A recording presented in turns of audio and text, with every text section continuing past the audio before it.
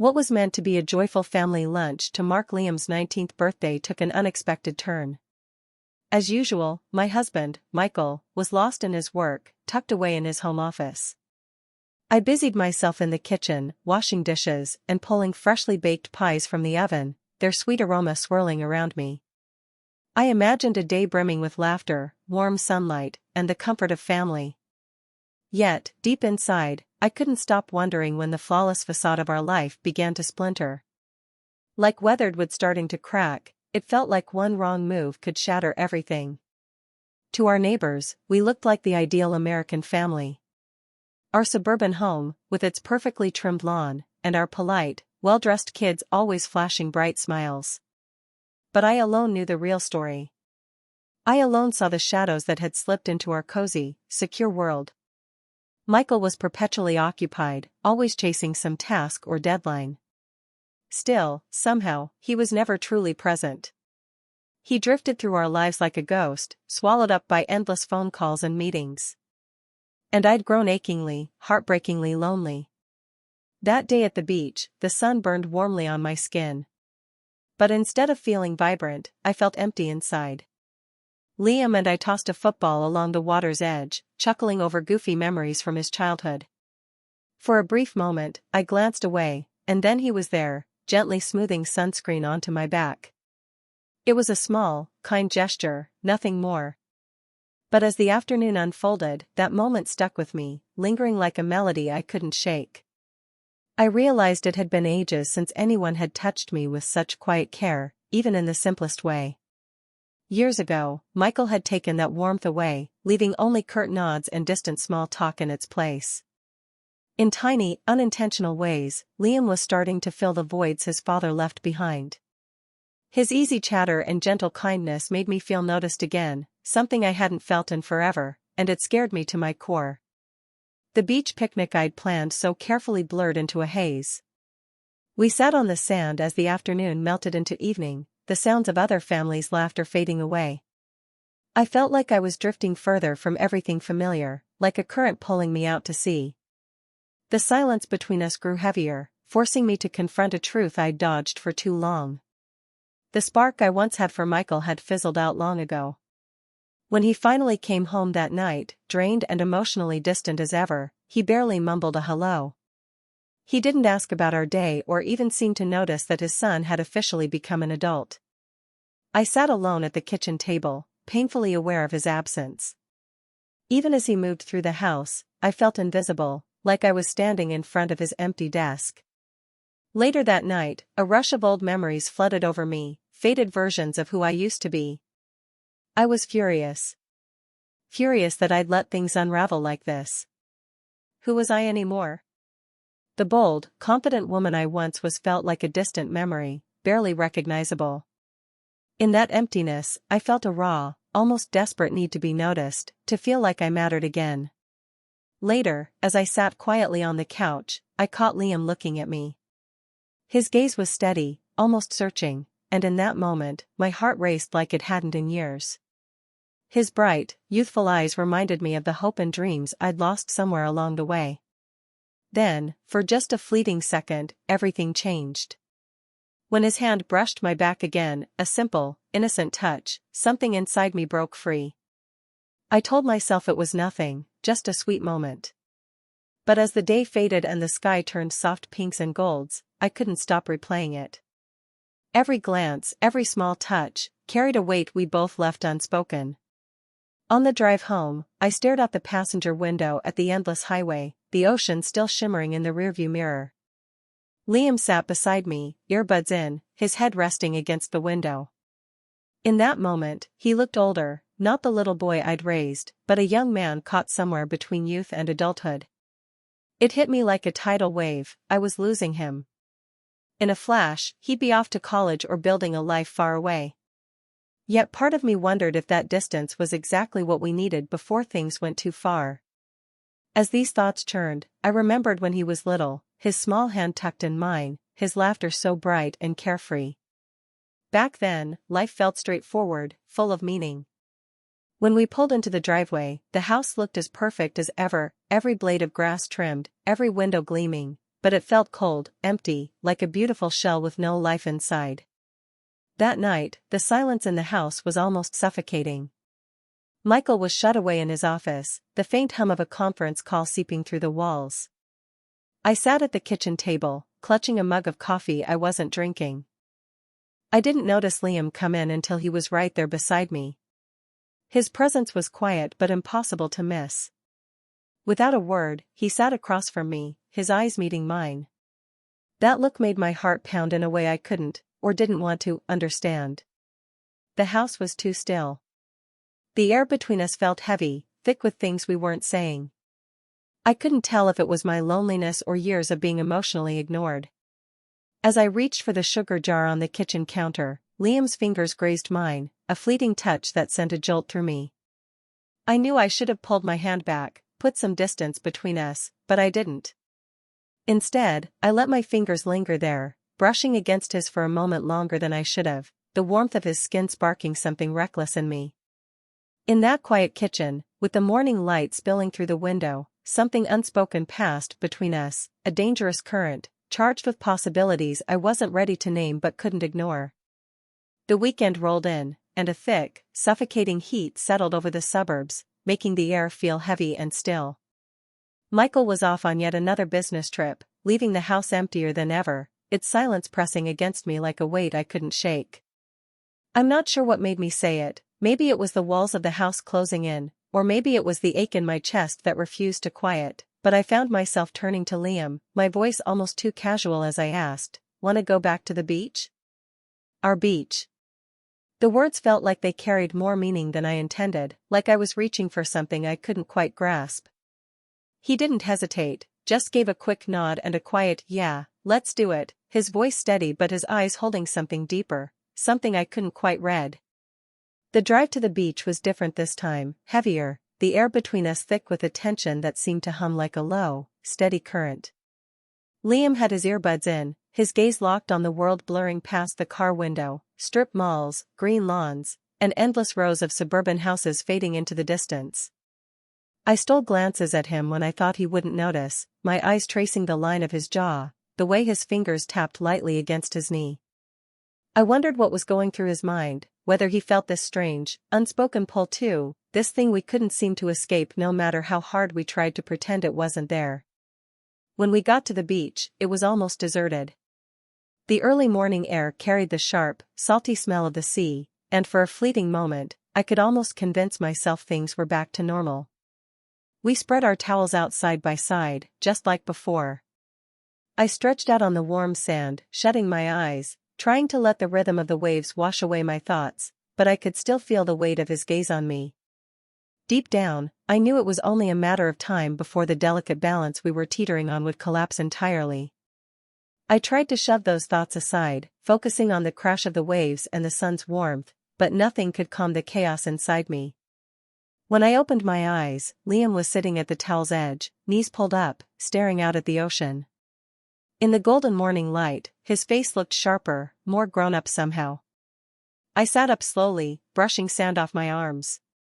My heart was pounding louder than the waves. I told myself to say something, anything, to break the thick silence between us, but the words stayed lodged in my throat. It was like the whole world had shrunk to this quiet strip of beach, to this fragile moment hanging between us. Then, without looking at me, Liam spoke, his voice soft, almost afraid. "Do you ever feel like you're just fading away?" I wasn't sure if he meant it for me or if he was just thinking out loud. But I knew that feeling too well. "More than you'd think," I murmured, my voice barely carrying over the breeze. And just like that, something broke open between us. He turned to me, his eyes locking onto mine, and in them, I saw a mirror of everything I'd buried, loneliness, yearning, and a desperate need to feel alive again. The sun was blazing overhead when I reached for the sunscreen without thinking. My hand shook slightly as I held it out to him. "Can you help?" I asked, my voice fading into the air. He paused for a heartbeat, then his fingers grazed mine as he took the bottle, sending a spark through me. I stretched out on the towel, the coarse sand beneath it shifting slightly as I settled, my heart pounding so hard I could feel it thudding against my ribcage.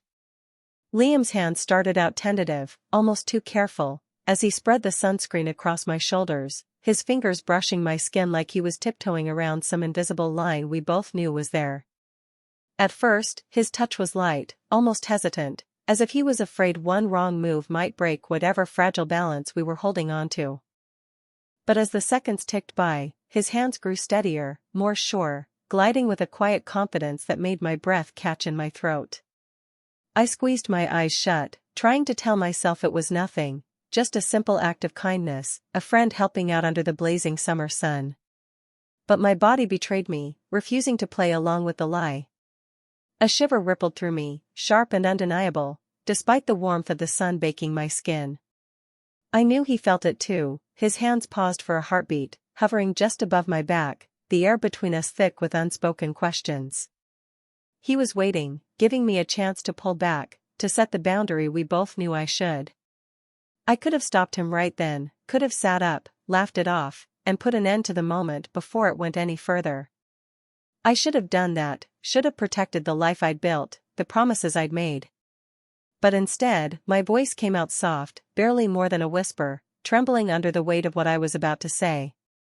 "It's fine," I murmured, the words so quiet they almost got lost in the sound of the waves lapping nearby. Those two small words felt like they carried the weight of the entire world, heavy with permission, with surrender. And in that moment, something shifted between us, like a door creaking open that could never be fully closed again. His hand started moving again, slower now, deliberate, tracing lower down my back with a touch that was no longer just about sunscreen. Each motion felt like it was unraveling something inside me, stirring feelings I'd tried so hard to keep buried, pulling me deeper into a current I wasn't sure I could escape. My mind screamed to stop, to push him away. But my lonely, aching heart clung to the warmth I hadn't felt in years. I told myself it was just the sun, just the strain of the past few days, but deep down, I knew better.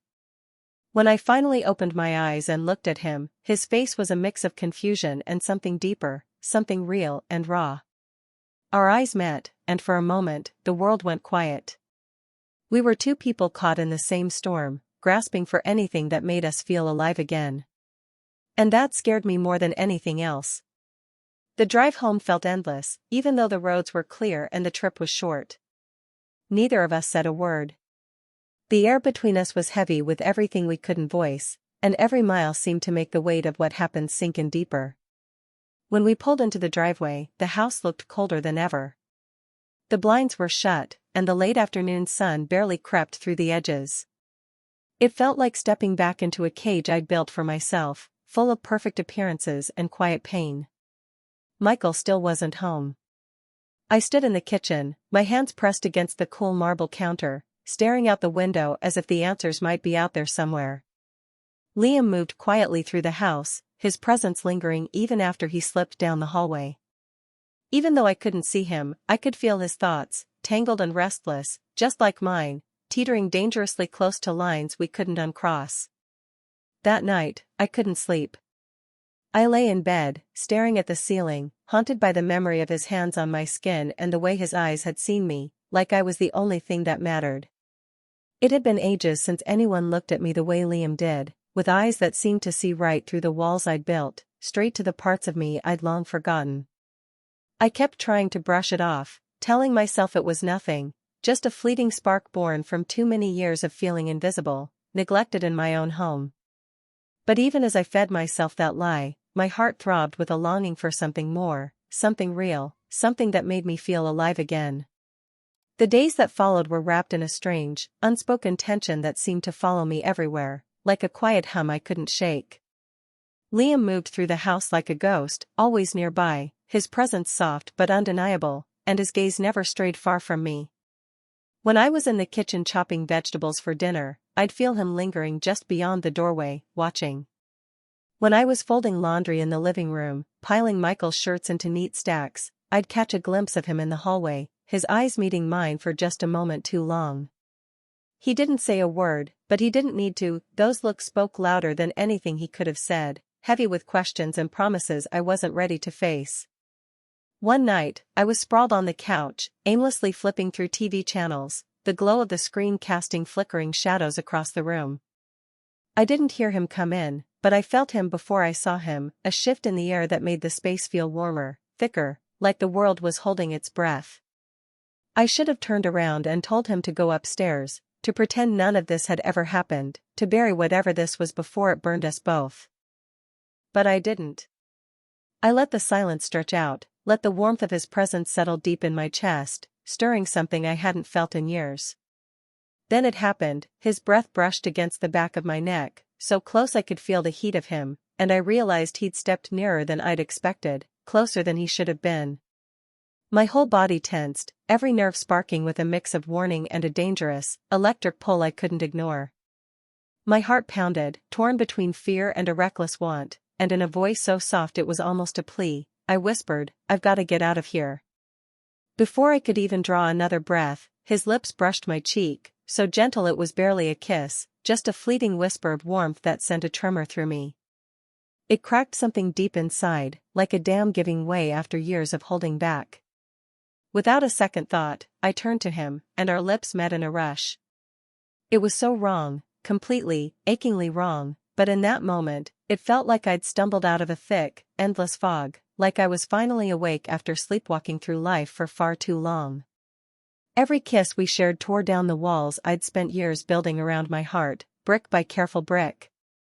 Each stolen moment pulled desires I'd buried long ago to the surface, raw and impossible to push back down. In those reckless, fleeting seconds, the world faded away. I forgot about Michael, forgot the woman I was supposed to be, the one who kept everything together, who followed the rules. All I knew was I didn't want it to end, not yet, not ever. The days that followed blurred into a haze, tangled up with guilt that gnawed at me and a longing that wouldn't let go. Every corner of the house seemed to whisper memories I wasn't ready to face, like ghosts lingering in the doorways. Liam's glances carried questions I was too scared to answer, heavy with meaning I couldn't bring myself to unravel, but still, I couldn't pull myself away from him. On the rare mornings when Michael was home, his presence felt hollow, like a routine we were both just playing at, not a source of comfort anymore. He'd down his coffee in a hurry, toss me a quick smile that didn't quite reach his eyes, and slip out the door before the sunrise had even settled in. But one morning, he threw me off balance. I was standing at the kitchen counter, spreading butter on a piece of toast, when he came up behind me and pressed a soft kiss to my cheek. For one brief, shining moment, it felt like a warm spring breeze after a winter that had dragged on too long, like a flicker of the love we used to share. But just like that, he was gone again. His footsteps echoed up the stairs, the front door clicked shut, and the house sank back into its familiar, heavy silence. Moments later, Liam slipped into the kitchen, his steps so quiet they barely broke the stillness. He stood by the window, the morning sunlight spilling across his face, casting long, jagged shadows that seemed to mirror the tension between us. When his eyes met mine, I saw that same unspoken question lingering there, searching for something I wasn't ready to give. I wanted to tell him it was over, that whatever had sparked between us was a mistake we needed to bury deep and forget. But my heart wouldn't let the words come. The summer heat pressed in harder with every passing day, and when Michael left for another business trip, the house felt like it was suffocating me, the walls closing in with every breath. That's when the need to escape hit me like a wave, too strong to ignore. "Let's go back to the beach," I said suddenly, the words spilling out before I could weigh the consequences. Liam didn't ask why or hesitate, he just gave a quiet nod, grabbed his keys, and we were out the door. The drive was silent, but not the peaceful kind. It was thick with a tension that hummed between us, like a storm waiting to break. When we reached the beach, it stretched out before us, nearly empty, the sand glowing warm and golden under the late afternoon sun. We spread our towels out like we had before, but this time, there was no playful banter, no light-hearted chatter to fill the air. I lay back, closing my eyes against the sun's bright glare, trying to convince myself I could still feel normal, that my heart wasn't pounding with every second he sat so close. But I couldn't escape the feeling of him there, his presence wrapping around me like a current. I felt his gaze on me, steady and intense, like a touch I couldn't see but sensed in every fiber of my being.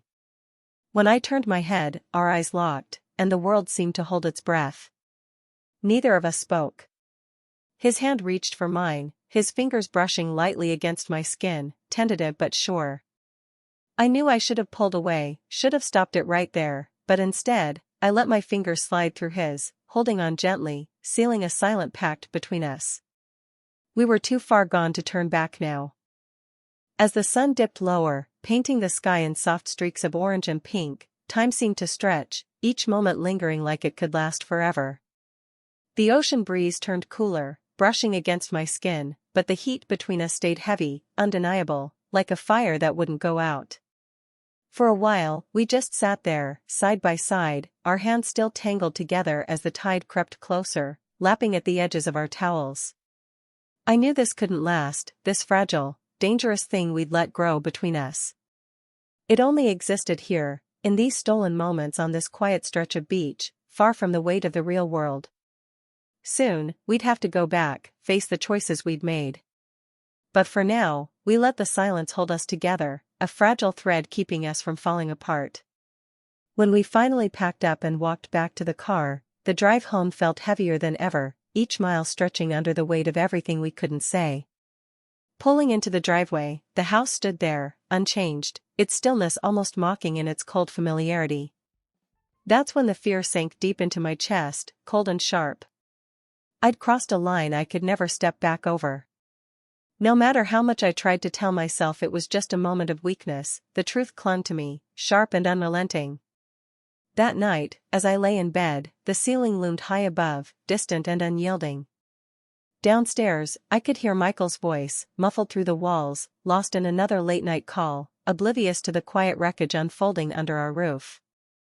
I wanted to cry, to scream, to rewind time and undo every wrong choice I'd made.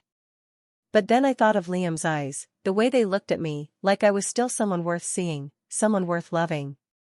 And that thought shattered me all over again. The days dragged on, settling into a strange, heavy rhythm that felt like it might suffocate me. Michael came back from his trip, but he was like a ghost in the house, moving through the motions, eating, working, sleeping, without ever really seeing me. Every time his eyes passed over me, every time he walked out the door without a word, the gap between us grew wider, colder. I caught Liam watching me more often, his gazes lingering longer, heavier, filled with words we didn't dare speak. I knew I should have pushed him away, should have rebuilt those walls around my heart and locked every door tight. But I couldn't.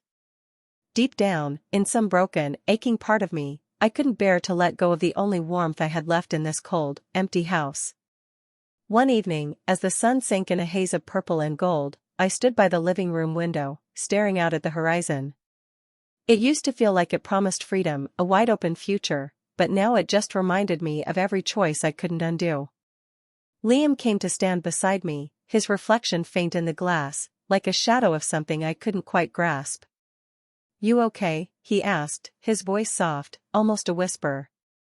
I swallowed hard, my throat tight, my voice trembling as I answered, "I don't think I even know what okay feels like anymore." His hand reached for mine, and this time I didn't pull away, didn't even hesitate. In that dim, fading light, we stood there, two people caught in a storm we'd made ourselves, with no idea how to find our way out. And whether it was right or wrong, I knew this moment, this fragile, fleeting connection, would haunt me for the rest of my life.